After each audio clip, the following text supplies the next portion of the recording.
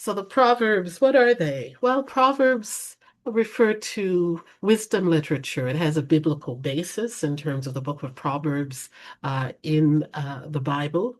But Proverbs is also used to refer to the phrases, the distillates of lifetimes of experiences and warnings as well, which offer teachings about how to negotiate difficult social interactions, how to save money, how to discern subterfuge and fraud, to be aware of one's own subject position relative to others, particularly in terms of privilege and disenfranchisement.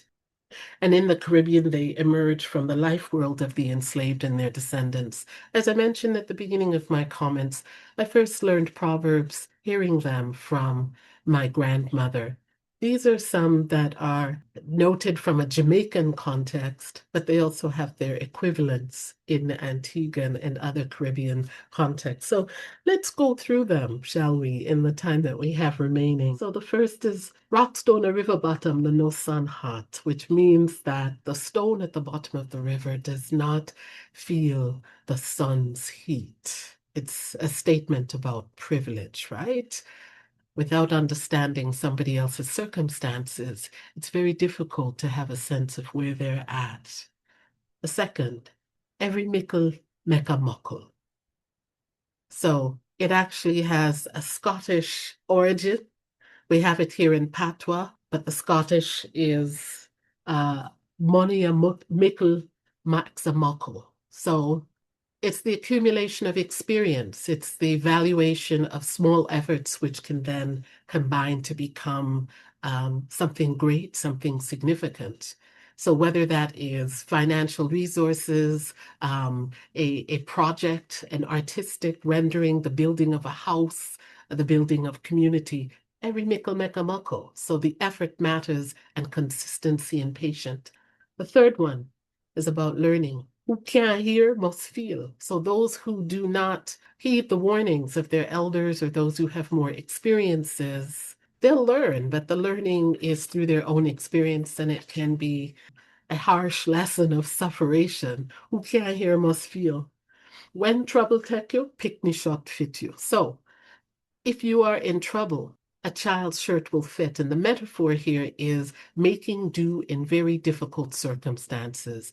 That what might seem to be a ridiculous solution, the shirt of a small child on an adult's arm, for instance, is maybe going to fit a forearm or fingers. And it's obviously very visible to others that the person is going through their difficult circumstances. But here, it is a statement about the value of helping oneself.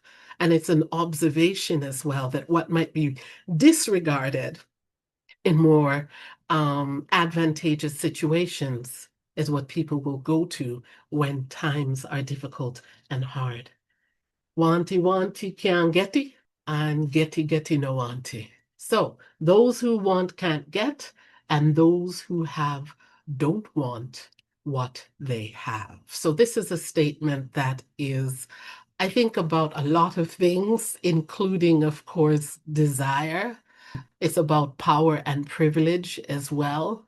It can also be read as an admonition, and it appears over and over again in the lyrical content of reggae musicians such as Bob Marley as well. So it's an interesting statement about, as I said, accumulation, profit, desire, and all of these reflections. They can be personal about how to navigate a personal situation or relationship, but they also have significance for broader contexts of community building and strategic planning as well.